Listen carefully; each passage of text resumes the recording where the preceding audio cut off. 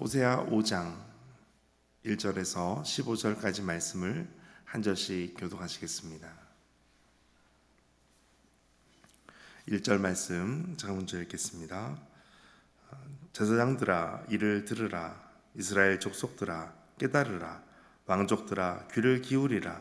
너희에게 심판이 있나니 너희가 미스바에 대하여 올무가 되며 다볼 위에 친 그물이 됨이라. 해역자가 살육조에 깊이 빠졌으며 내가 그들을 다 벌하노라. 에브라임은 내가 알고 이스라엘은 내게 숨기지 못하나니 에브라임아 이제 너가 음행하였고 이스라엘이 더러워졌느니라.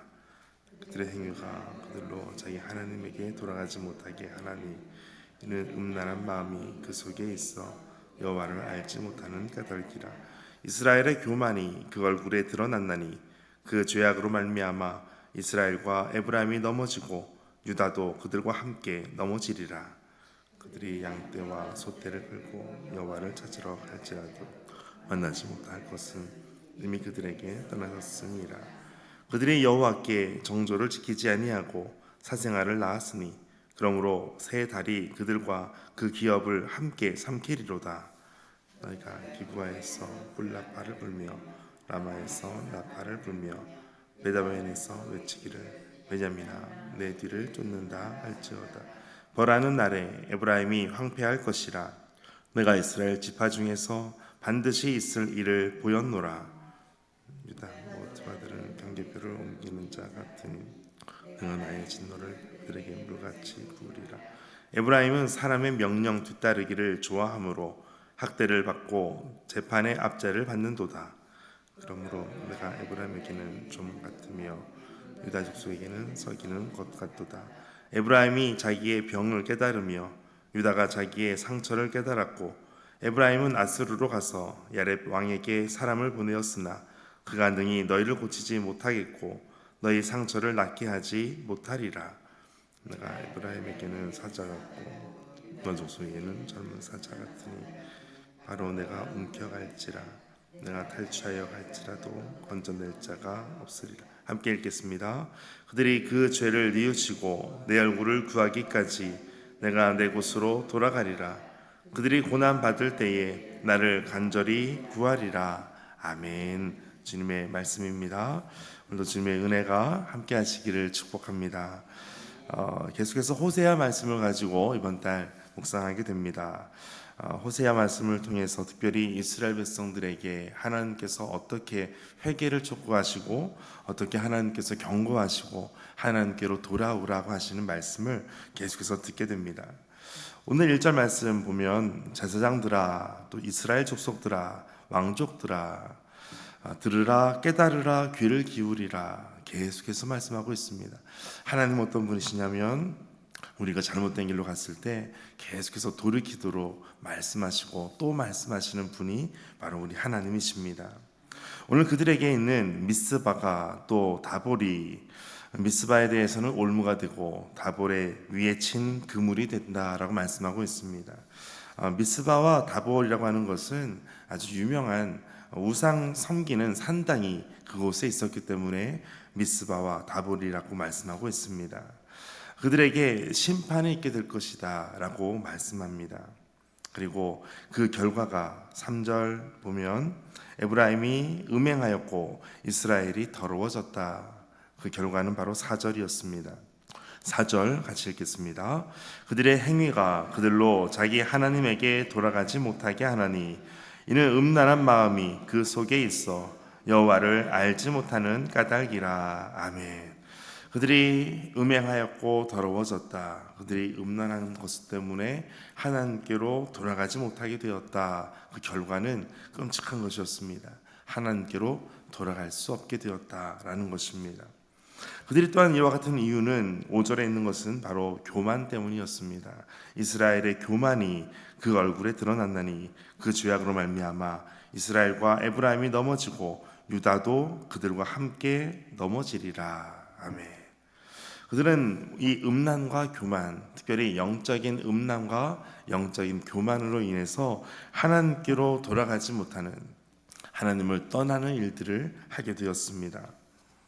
어제 이 말씀을 다시 제가 준비하면서 묵상한 중에 한자 성어 하나가 떠올랐습니다. 바로 금묵자흑이라는 단어가 생각이 났습니다. 금묵자흑은 우리가 아시다시피 나쁜 어떤 사람과 가까이 지내다 보면 그 버릇이, 그 나쁜 행동들이 물들이기 쉽다라는 뜻을 가지고 있습니다. 그래서 제가 어제 우리 딸에게 이 얘기를 했습니다. 한자 성어 공부를 또 할 겸 금목자학이란 말이 있는데 알고 있느냐 물으면서 얘기를 했습니다. 그래서 뜻을 알려주었습니다. 그랬더니 오늘 말씀에 보면 유다가 똑같이 이스라엘과 똑같은 이와 같은 죄를 지었다. 그것이 금목자학이다. 가까운 어두운 것을 가까이 했더니 같이 어두웠게 되었다. 이런 얘기를 했습니다. 그랬더니 딸이 하는 말이 첫 마디가 이거였습니다. 그러면 유다가 어제 말씀대로 따르지 않았다는 거네요. 그러는 겁니다. 그래서 다시 어제 말씀을 다시 확인했습니다. 봤더니 어제 말씀 4장 15절에 그 말씀이 있었습니다. 이스라엘아, 너는 음행하여도 유다는 죄를 범하지 못하게 할 것이라. 이 말씀이 있었습니다. 이 말씀을 딸이 기억하고 유다가 이 말씀을 따르지 않았네요 라고 하는 이야기를 하는 겁니다. 여러분, 하나님의 말씀을 우리가 잘 듣고 또 그 하나님의 말씀을 따라가야 되는데, 그렇지 않으면 잘못된 길로 따라가고 옮겨지는 그러한 모습이 드러나게 되는 것입니다. 그래서 5절 마지막에도 보니까 유다도 그들과 함께 넘어지리라. 유다도 함께 넘어졌다라고 말씀하고 있습니다. 여기서 우리가 알 수 있는 것이 있습니다. 죄는 전파력이 강하다라는 것입니다. 죄는 한 사람의 죄로 인해서 모든 이스라엘이 죄악 가운데 갈 수 있다라는 것입니다. 또한 전파력이 강한 것이 바로 복음이라는 것입니다. 복음은 한 사람의 온전한 승리로 인해서, 온전한 순종으로 인해서 모든 사람에게 구원이 임했던 것처럼 하나님의 구원이 한 사람의 예수 그리스도의 순종하심으로 구원이 온 인류 가운데 임하는 것을 말씀하고 있는 것입니다. 오늘 나 한 사람이 다른 사람에게 죄의 모습으로 전파하게 될 것인가, 아니면 나 한 사람의 모습이 또 다른 누군가에게 구원의 복음의 길로 인도하게 할 것인가. 오늘 후자의 모습이 우리 성도들의 삶이 되시기를 축복합니다. 오늘 이스라엘 모든 유다 가운데 가장 최악의 상황은 이제 6절 말씀으로 이어지게 됩니다. 그들이 양떼와 소떼를 끌고 여호와를 찾으러 갈지라도 만나지 못할 것은 이미 그들에게서 떠나셨음이라. 소떼, 양떼를 가지고 여호와를 찾으러 간다라는 것은 그들이 예배하러 가는 것입니다. 하나님께 예배하러 가지만 하나님은 이미 그들을 떠나셨다. 가장 최악의 상황입니다. 7절 말씀 이것을 이렇게 표현하고 있습니다. 7절 같이 읽겠습니다. 그들의 여호와께 정조를 지키지 아니하고 사생아를 낳았으니 그러므로 새 달이 그들과 그 기업을 함께 삼키리로다. 아멘. 그들이 여호와께 정조를 지키지 아니하였다, 정조를 지키지 않았다라고 하는 표현은 그 뜻이 이렇습니다. 속이다라는 뜻이 있고 배반하다라는 뜻이 있습니다. 그러니까 부적절한 부부 관계를 말하고 있습니다. 이처럼 영적인 음란이라고 하는 것은 하나님을 배반하고 하나님을 속이는 잘못된 부부 관계 같은 그런 것을 말하는 것입니다. 그 새 달이라고 하는 것은 바로 월삭을 말하고 있습니다. 새 달이 그들과 그 기업을 함께 삼키리로다. 그리고 8절에 보니까 그들이 계속해서 뿔나팔을 불고 9절 에브라임이 황폐할 것이다. 그들은 황폐하게 될 것이다. 점점 더 황폐하고 또 황폐하게 됩니다. 그 10절은 이렇게 표현하고 있습니다. 10절 유다 지도자들은 경계표를 옮기는 자 같으니 내가 나의 진노를 그들에게 물같이 부으리라. 경계표를 옮기는 자라는 것은, 경계표는 어떤 땅을 구분하는 경계를 말하고 있습니다. 그것을 옮겼다는 것은 다른 사람의 남의 재산을 약탈한 것과 같다라는 것입니다. 그래서 하나님의 진노가 그들에게 물같이 부어진다라고 말씀하고 있습니다. 하나님은 죄에 대해서 심판하실 때 거기에 대해서는 자비가 없으십니다. 그러나 하나님께서 우리가 하나님을 찾고 회개하고 나아갈 때에는 하나님은 또한 긍휼히 여기시는 분이십니다.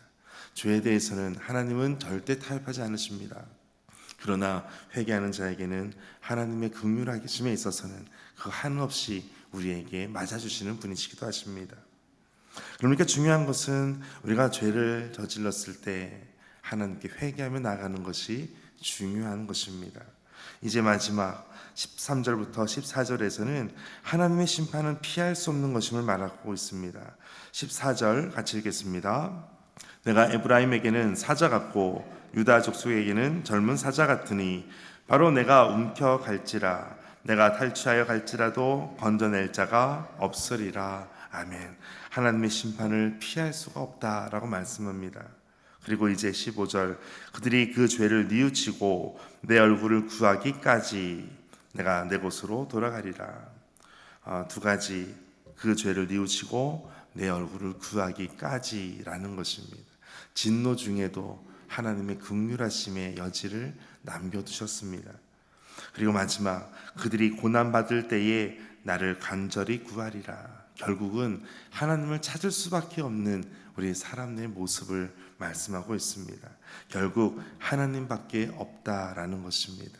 여러분, 진노 중에도 긍휼을 베푸시는 하나님을 기억하시고 오늘도 더 주님 앞에 가까이 나아가시는 복된 삶이 되시기를 주의 이름으로 축복합니다.